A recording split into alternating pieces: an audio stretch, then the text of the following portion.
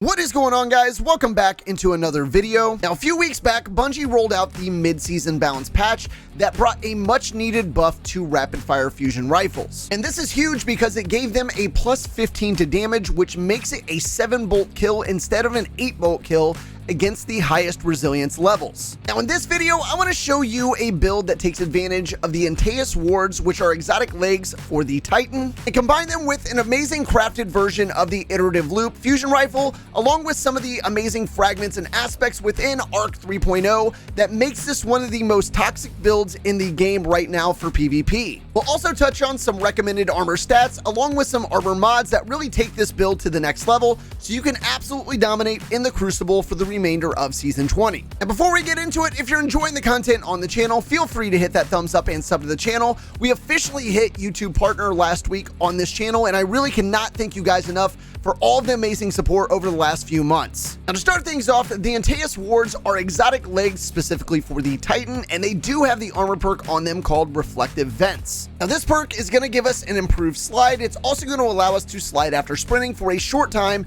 to reflect incoming projectiles as well. Now the way these work is that during a slide after sprinting for at least 1.5 seconds, it's going to project a 180-degree frontal shield that reflects damage and projectiles for 0.45 of a second. It's also going to increase our slide distance by 33%. Now this is huge because it's going to allow us to close the gap on our enemies without taking a ton of damage, and it's also going to synergize extremely well with our loadout and some of the amazing fragments and aspects that we'll talk about here in just a moment. Now moving over to our subclass and our super choice for this build, which is going to be the Thunder Crash. Now this is going to allow us to hurtle through the air like a missile and crash into targets to inflict meteoric damage. Now using this super is super subjective, guys, so if you prefer to use Fist of Havoc instead, you can certainly do so with this setup. And I'm pairing that up with the Thruster for our class ability because it has the lowest base cooldown. We're also using the Seismic Strike for our melee and the Lightning Grenade that'll help us take map control. Now moving over to our aspects, and the first one I'm going to be using here is Knockout. Now this is going to allow us to critically wound a target or to break their shield to infuse our melee attacks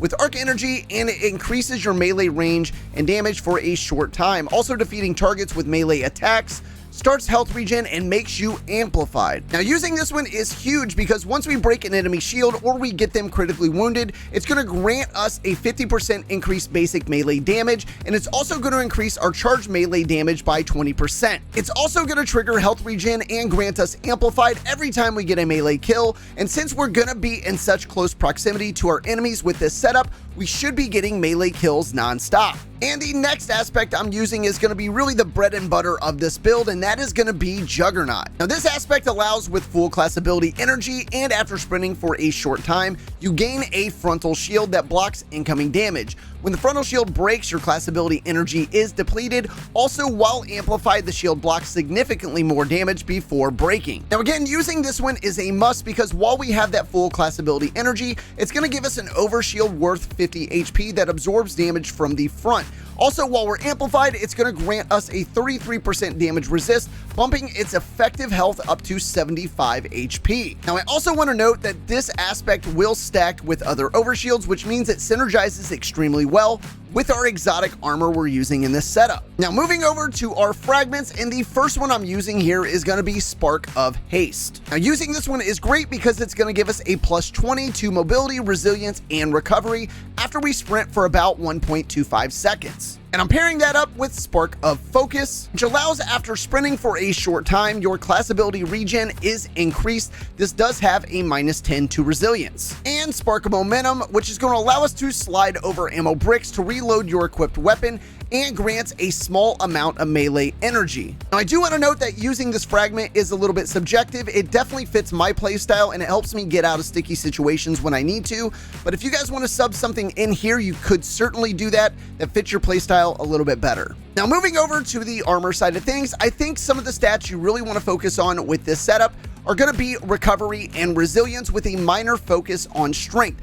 obviously with recovery, you're going to be able to get your health back super quick, and resilience is going to limit the amount of flinch that you have in gun battles. Also, having that strength built up is going to get our melee attack back super quick. Now, in terms of mods that I'm using with this setup, I'm starting here off on my helmet, and I'm throwing on a double harmonic targeting mod. Now, this is going to give us improved target acquisition and accuracy and ADS speed for our arc weapons. And I'm pairing that up with a harmonic siphon mod, which allows our rapid arc weapon final blows to create an orb of power. Now, moving over to my arms, and the first one I'm throwing on is going to be a harmonic dexterity mod, along with a kinetic dexterity mod, which is going to increase our ready and stow speed for both our kinetic weapon and our arc weapon. I'm also throwing on a bolstering detonation mod, which is going to grant us class ability energy when we cause damage with our grenades. Now, moving over to my chest, and I'm throwing on an unflinching kinetic aim mod, as well as an unflinching harmonic aim mod, which is going to reduce the amount of flinch that we have with our kinetic weapons and our arc weapon that we're using in this setup. Now, on my legs, I'm throwing on a double insulation mod, which is going to reduce our class ability cooldown each time we pick up an orb of power. And I'm pairing that up with an invigoration mod, which is going to reduce our melee cooldown each time we pick up an orb of power as well. Now, to round things out on the armor side of things here on my mark, the first mod I'm throwing on is a Reaper mod. Now, this allows, after using your class ability, your next weapon final blow spawns an orb of power. And I'm pairing that up with a utility kickstart mod, which is when your class ability energy is fully expended,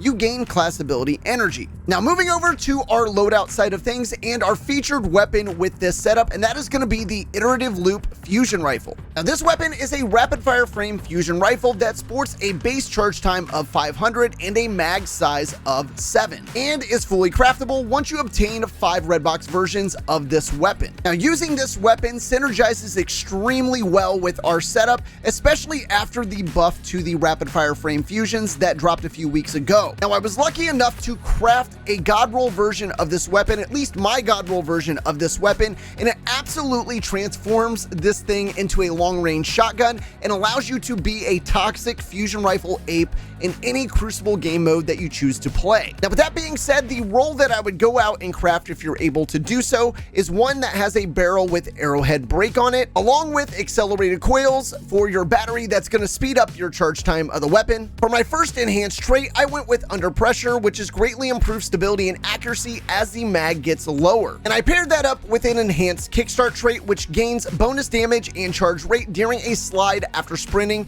for an improved duration. I also threw on a charge time masterwork, which makes this thing absolutely lethal in close engagements. Now, to wrap things up, after using this setup over the last few days, it has been one of the most fun builds that I've used in the Crucible in a really long time. Constantly having that protective overshield and allowing you to close the gap on your enemies nonstop really allows you to take advantage of that rapid fire fusion rifle buff in any situation that you choose to. It also allows you to get out of sticky situations in a variety of ways, and is hands down one of the most annoying builds to play against for opposing players during Season 20. Now, as always, guys, if you have any questions, comments, or suggestions for this setup or for the roll on the weapon, feel free to leave them in the comment section below. I always like to hear what you guys are using in game, and I really value your opinions. Guys, thanks again for stopping in and checking out this video. I really hope this setup helps you guys out in the Crucible for the remainder of Season 20, and I will plan on seeing you all in the next video.